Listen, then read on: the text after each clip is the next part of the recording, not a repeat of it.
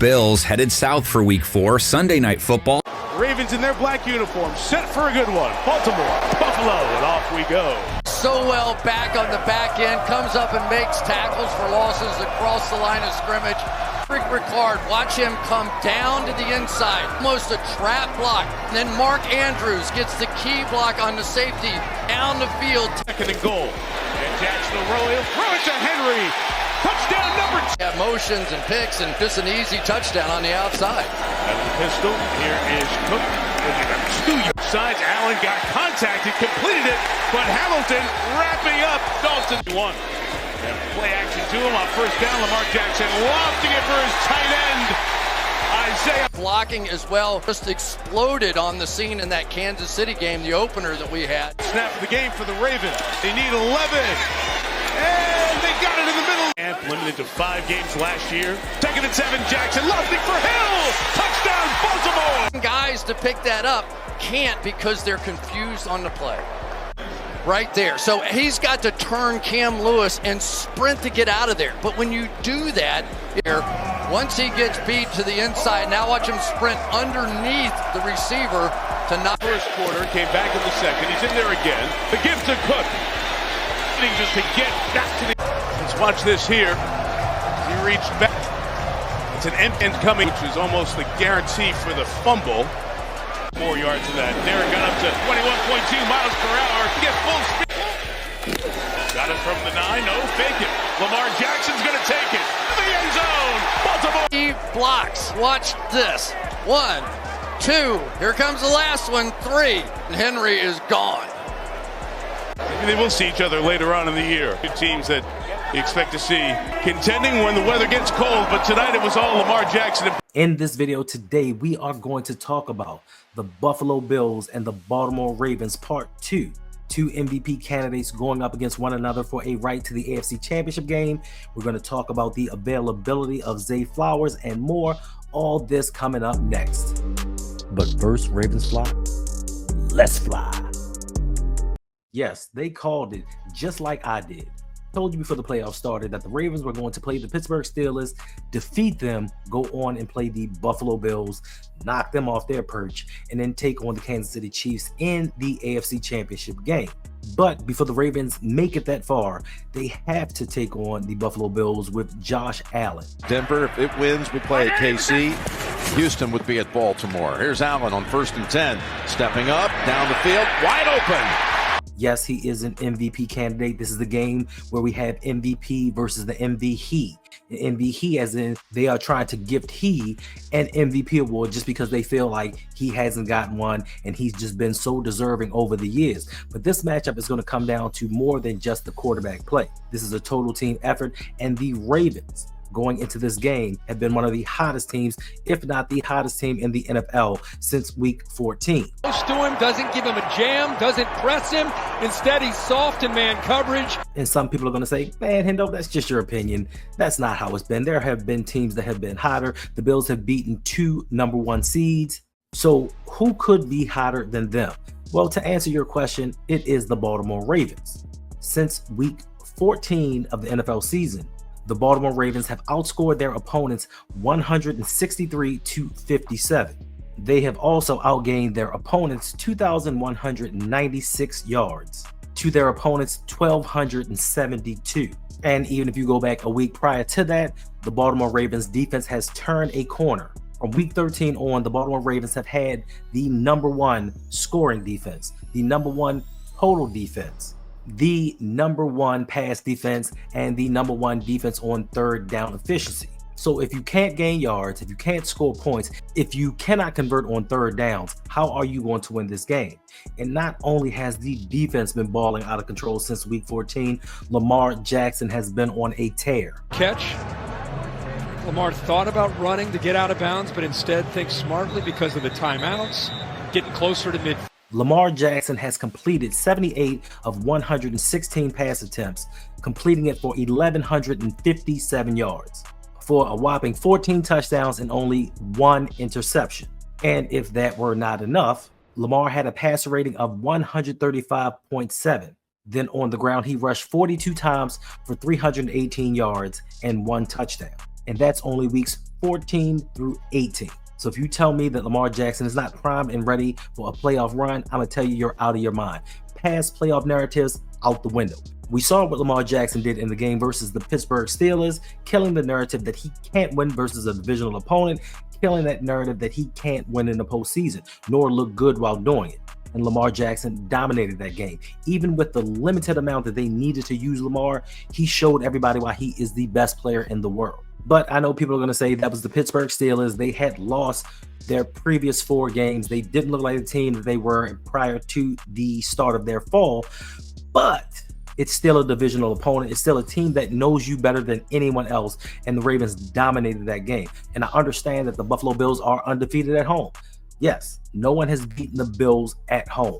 But the one thing that they're not talking about is the Buffalo Bills are 1-3 in the divisional round matchup. They love to talk about Lamar's narrative and his playoff wins versus his losses, but they don't talk about the Buffalo Bills once they get to the divisional round. Now, they dominate when it comes to the wild card round. Yes, they're division winners every year because they play in a weak division and they go up against the lesser seeds.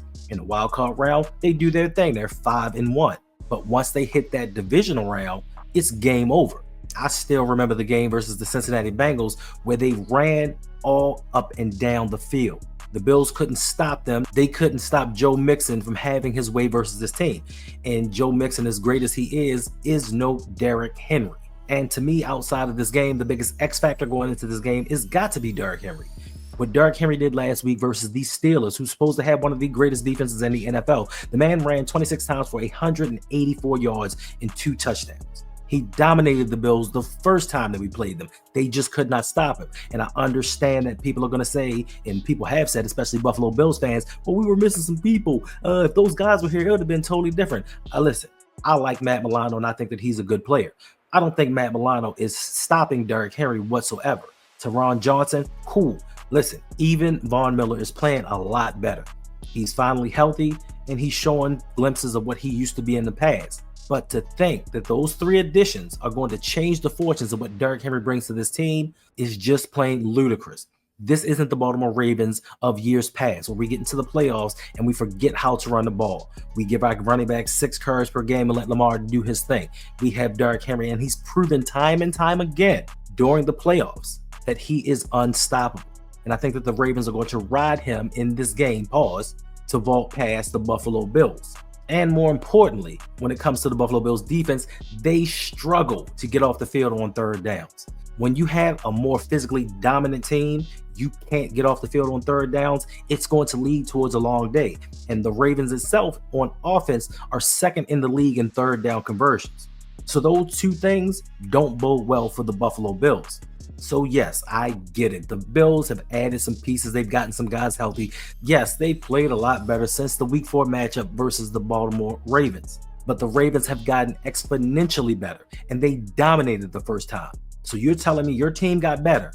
You scored 10 points. You might score 17 this time. We put up 35 points, and we weren't the team that we are right now. We could put up 40, 50 points. Now, I get it. You guys dominate the lesser teams. You dominate the teams below 500, but we are the Baltimore Ravens. And I understand. Playoff narratives aside, this is a different Lamar Jackson. This is a different Baltimore Ravens team. Lamar has this look in his eyes. You can tell during the huddle. You can tell the way he is commanding the game and letting the game come to him instead of pressing. This is the last thing that anyone in the NFL needed, was for Lamar Jackson to let the game come to him and play his game during the postseason that he does during the regular season. This man has an 11 touchdown to 1 interception ratio. This man rushed for 900 yards as a quarterback after throwing for 4,100 yards. How are you in your right mind going to stop that? But on Sunday at 6:30 p.m., we will find out. And this game is just a primer. Yes, I'm glad that we got the Sunday night game. I'm glad that we didn't get the Saturday game. And to me, it's just a primer for the next week, because next week, the AFC Championship game is also going to be played Sunday night at 6:30. So they're just letting you know, hey, we're getting used to this time slot, and we'll be back here next week to take on the Chiefs. Now, can Houston pull out a miracle and defeat the Chiefs? It's probably a long shot, but that's not how I want it. I don't want anybody taking the Chiefs out. I don't want anybody bringing Patrick Mahomes down outside of Lamar Jackson. And the first step to getting this done is defeating the Buffalo Bills. And it's easier said than done. And I know that I'm coming here with a lot of confidence. And I'm just like, listen, we beat them before, we can beat them again. But this time we are down a man. We are without Zay Flowers as of right now.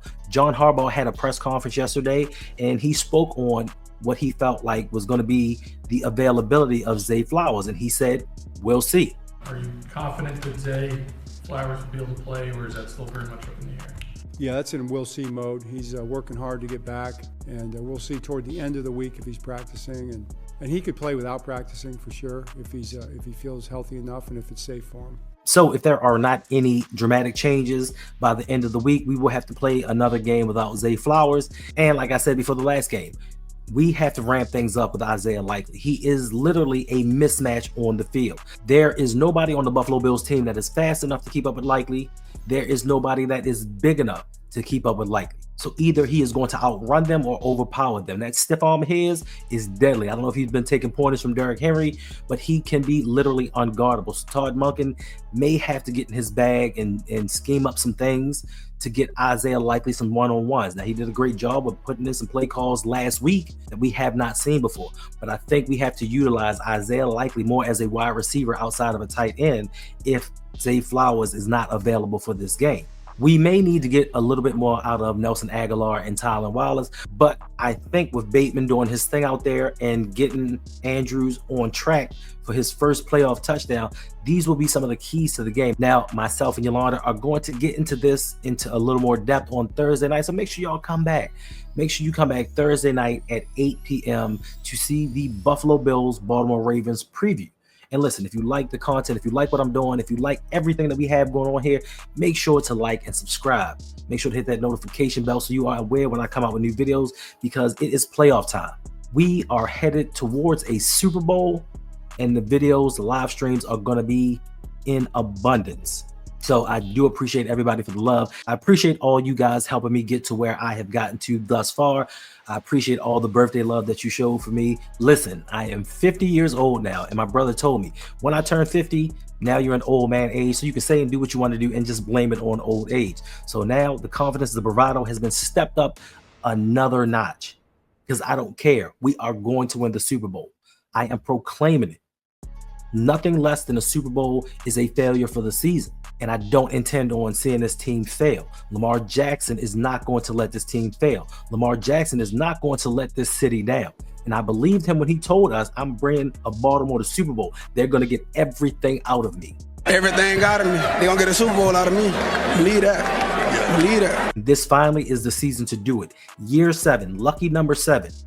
12 years since the last Super Bowl. Lamar Jackson's 28th year on this earth.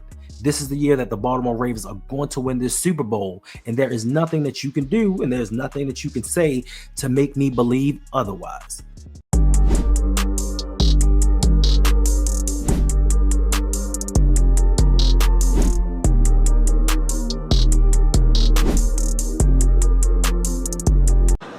Nah, man, I'm cool.